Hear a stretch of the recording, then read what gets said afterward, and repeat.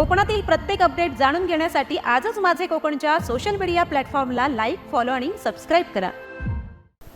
नमस्कार, मी प्रणाली भोसले. माझे कोकणच्या बातमीपत्रात आपल्या सर्वांचं मनपूर्वक स्वागत करते.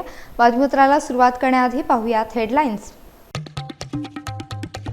अलिबाग रेवस मार्गावर अपघातात पती पत्नी जागीच ठार, संतप्त जमावाकडून कारची तोडफोड.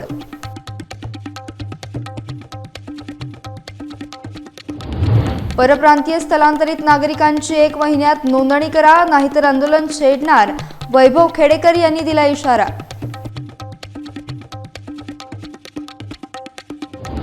दारूमुक्त खारघरसाठी संघर्ष संस्था रस्त्यावर, दारूमुक्त खारघरसाठी करणार साखळी उपोषण.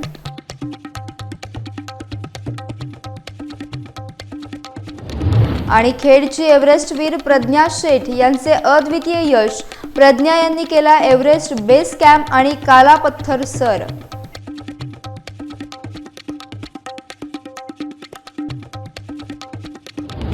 पाहुयात सविस्तर वृत्त. कारने पाठीमागून दुचाकीला दिलेल्या धडकेत नवेदरबेली येथील दाम्पत्य जागीच ठार झाले आहेत. पती विश्वास पाटील आणि पत्नी कल्पना पाटील अशी अपघातातील मृतांची नावे आहेत. हा अपघात गुरुवारी अलिबाग रेवस मार्गावर मानी फाट्याजवळ झालाय. अपघाताची माहिती मिळाल्यानंतर अलिबाग पोलिसांनी घटनास्थळी धाव घेऊन दाम्पत्यांना जिल्हा रुग्णालयात दाखल केलं. मात्र उपचारापूर्वीच त्यांचा मृत्यू झाल्याचं डॉक्टरांनी सांगितलंय. दरम्यान अपघातामुळे संतप्त ग्रामस्थांनी आक्रमक होत रस्ता रोखून धरत कारची तोडफोड सुरू केली.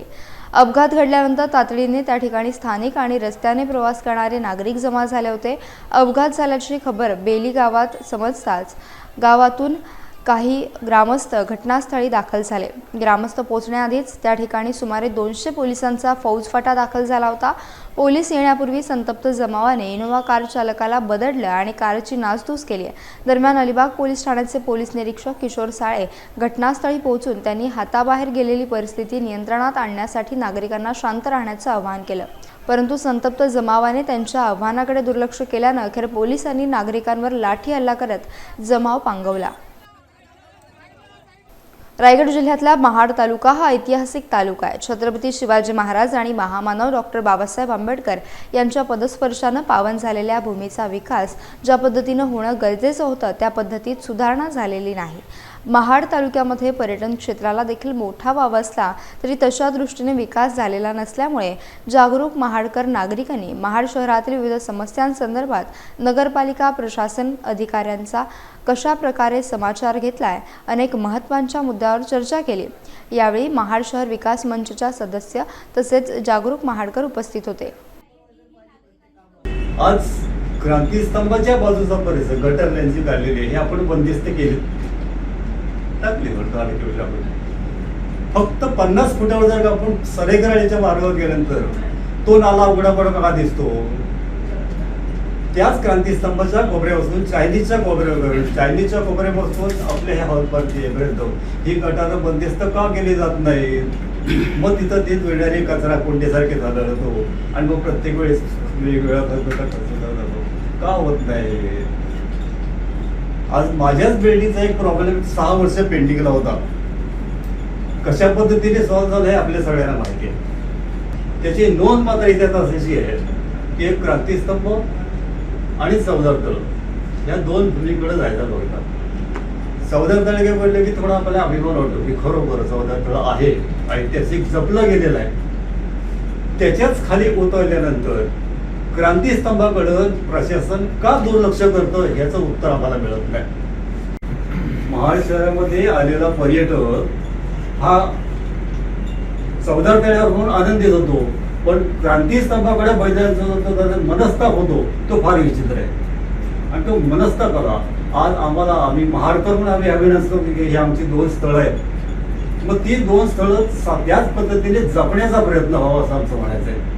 पण आपण नातेखिंडीमधून जे रायगड सारख्या मोठ्या फोर्टसाठी जातो आणि बुटाला ते नातेखिंड हा जो रोड आहे, सर्व्हिस रोड आहे, त्या रोडवर प्लॅस्टिकचे म्हणजे नागरिकांचाच दोष आहे, मी असं नाही म्हणत आहे. पण त्याच्यासाठी काहीतरी योजना करावी. कारण जर वरून जर तुम्ही फ्लायओव्हर ब्रिजवरून गेलात तर खाली पूर्णपणे प्लॅस्टिकच दिसतं तेवढ्या म्हणजे अक्षरशः दुसरा कचरा डेपो झाल्यासारखं वाटतं. मुंबई गोवा महामार्ग पूर्ण करण्याच्या प्रयत्नात राष्ट्रीय महामार्ग विभाग आणि बांधकाम विभाग सर्व्हिस रोड आणि जोड रस्त्याकडे दुर्लक्ष करत असल्याचा आरोप ग्रामस्थ करत आहेत. महामार्गावरील ओणी उड्डाणपुलाखालील सर्व्हिस रोडची गटाराची कामं अपुरे असल्यानं यंदा पावसात पाणी भरण्याची शक्यता आहे. कोंडिवळे ग्रामपंचायत क्षेत्रातून जाणाऱ्या मुंबई गोवा राष्ट्रीय महामार्ग 66 कोंडिवळे ग्रामपंचायत क्षेत्रातून जाणाऱ्या या महामार्गातील उड्डाणपुलाचं काम पूर्ण झालं असलं तरी 4 वर्ष गटारे सर्व्हिस रोडची कामे मात्र अपुरी ठेवण्यात आली आहेत. यामुळे मागील पावसात ओणी बस स्टॉप येथे सबवेमध्ये पाणी साचलं. याचा त्रास व्यावसायिकांना आणि ग्रामस्थांना सहन करावा लागला होता. अनेक वेळा कामे अपूर्ण असून तात्काळ दखल घेण्यासाठी पत्रव्यवहार देखील राष्ट्रीय महामार्ग विभाग, बांधकाम विभाग आणि केसीसी ठेकेदार यांच्याकडे करण्यात आला असून जाणीवपूर्वक दुर्लक्ष करत असल्याचा आरोप होतोय. सुकोळवणकडे जाणारा जोड रस्ता वळणावरती मोरीचे बांधकाम पूर्ण असल्याने अपघात होण्याची शक्यता आहे. तर साईड रस्त्याची रुंदी, गटार अंतर्गत रस्ते, पिकअप शेड, पुलावरील गंजलेले पोल, धोकादायक इलेक्ट्रिक पोल अशी अनेक महत्त्वाची कामे तात्काळ करावी अशी मागणी ग्रामस्थांनी केली आहे. रविकांत गणपत मटकर, सरपंच ग्रामपंचायत कोंडिवळे. या कोंडिवळे गावचं सरपंच मी असून या नॅशनल हायवेचं काम, या ब्रिज दिसतोय, या ब्रिजचं जवळजवळ 4-5 वर्ष झाली काम पूर्ण होऊन, पण जी कामं अपुरी आहेत आणि त्याचा पाठपुरावा करत असताना शासनाचं बऱ्यापैकी या कामांकडे दुर्लक्ष झालेलं आहे. आणि आपणाला याच्या निदर्शनाला जर आणायचं झालं तर हे सबवे जो आहे, ह्या सबवेला कुठेही गटार लाईन नाही. जे हायवेवर ब्रिजवरती जे स्ट्रीट लाईट बसवले आहेत त्या स्ट्रीट लाईटला कुठेही त्यांचं लॅम्प आहेत किंवा त्या रात्रीच्या वेळी जेव्हा पाहिजे तेव्हा त्या कुठेही चालू दिसत नाहीत.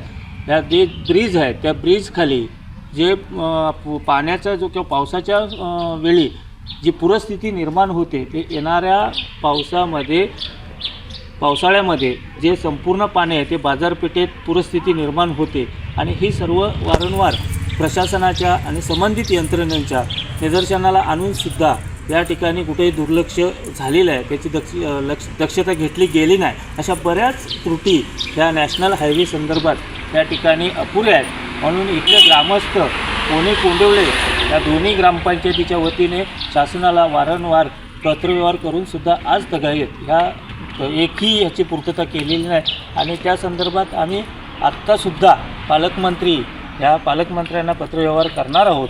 या पावसाळ्यापूर्वी ह्या ज्या काही समस्या आहेत त्या मार्गी लागाव्या एवढीच आमची ग्रामस्थांची विनंती आहे प्रशासनाला. धन्यवाद. बाहेरून आलेल्या परप्रांतीय नागरिकांची प्रशासनाकडून चौकशी आणि नोंदणी केली जावी या मागणीकडे दुर्लक्ष होत असल्यानं येत्या महिनाभरामध्ये याबाबत कार्यवाही झाली नाही तर महाराष्ट्र नवनिर्माण सेनेतर्फे आंदोलनात्मक भूमिका घ्यावी लागेल असा इशारा मनसेचे सरचिटणीस वैभव खेडेकर यांनी दिला आहे. महाराष्ट्र नवनिर्माण सेनेचे राज्य सरचिटणीस वैभव खेडेकर यांनी परप्रांतीय नागरिकांच्या बाबतीत नोंदणी आणि चौकशी करण्याबाबत 14 जानेवारी रोजी दिलेल्या निवेदनाबाबत महाड तहसीलदार कार्यालयात प्रशासनाकडून बैठकीचे आयोजन करण्यात आले होते. या बैठकीसाठी मनसे महाराष्ट्र सरचिटणीस वैभव खेडेकर, महाड शहर पोलीस निरीक्षक संतोष जाधव, महाड पंचायत समितीचे प्रतिनिधी, दक्षिण रायगड जिल्हाध्यक्ष सुबोध जाधव, उपजिल्हाध्यक्ष चेतन उतेकर, रायगड जिल्हा सचिव अमोल पेणकर, महाड शहर अध्यक्ष पंकज उमासरे आदी पदाधिकारी उपस्थित होते. अमित जी शहा या ठिकाणी आले होते, देशाचे गृहमंत्री, आणि ते येत असताना त्याच्या 1-2 दिवस आधी या MIDC मध्ये एक नक्षलवादी मिळाला आणि त्या बिर्ला कंपनीला अमित शहाजी भेट देणार होते. एक मोठी दुर्घटना घडण्याची शक्यता या MIDC मध्ये होती. प्रशासनाने जर वेळीच अक्षय भोसले यांची जर दखल घेतली असती निवेदनाची तर तो त्याच वेळात पकडला गेला असता. बिहारच्या पोलिसांना इथे येण्याची आवश्यकता लागली नसती.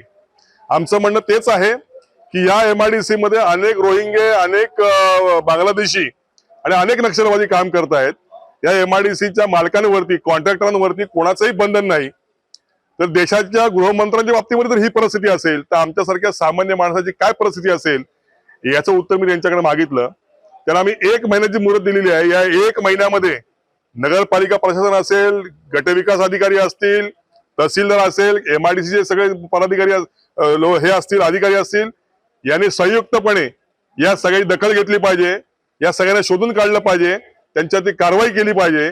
अन्यथा 1 महिन्यानंतर प्रशासनाचा आणि आमचा या ठिकाणी संघर्ष होईल आम्ही या सगळ्या परप्रांतीय लोकांना, ज्यांची नोंदणी तर नाही, जे बांगलादेशी आहेत, जे रोहिंग्या आहेत किंवा जे नक्षलवादी आहेत, त्यांना आम्ही धरू आणि त्यांच्या बाबतीमध्ये काय प्रसाद द्यायचा तो आम्ही देऊ आणि प्रशासनासमोर हजर करू. मग मात्र या अधिकाऱ्यांवरती कारवाई केल्याशिवाय आम्ही गप्प वाटणार नाही, असं आम्ही त्यांना निवेदनामध्ये सांगितलंय. 1 महिन्यामध्ये मला वाटतं प्रशासन आता अलर्ट मोडवरती आहे, याच्यावरती कारवाई करतील अशी आम्हाला अपेक्षा आहे. दिवसागणिक खारघर शहर हे सांस्कृतिकदृष्ट्या समृद्ध होत आहे.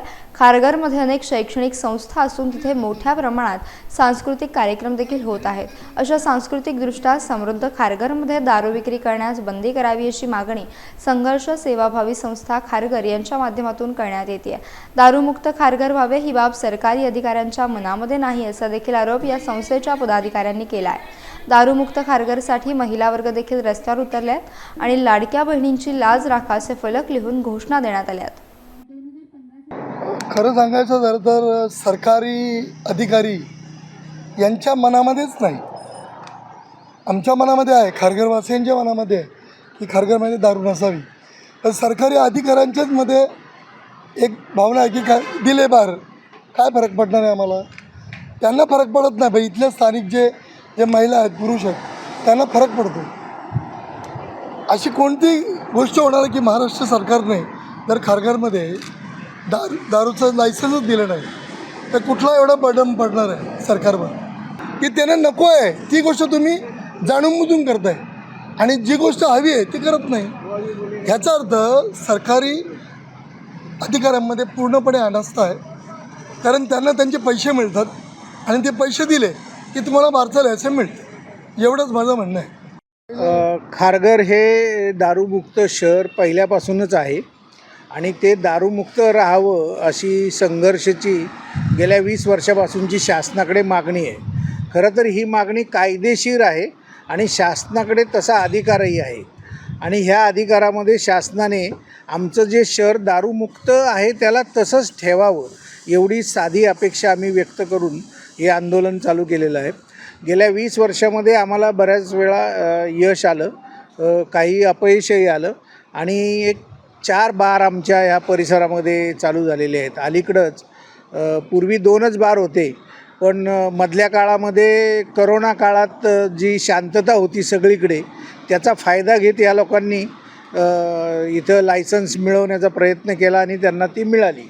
दारूमुक्त खारघरसाठी संघर्ष ही जी चळवळ उभी राहिली आहे ही गेली 20 वर्ष खारघरमध्ये कार्यरत आहे आणि त्याही आधीपासून इथले जे मूळ स्थानिक नागरिक होते त्यांनी खारघर हे दारूमुक्त शहर राहावं असा निर्णय घेतला होता आणि ग्रामपंचायतीमध्ये तसा ठराव केला होता.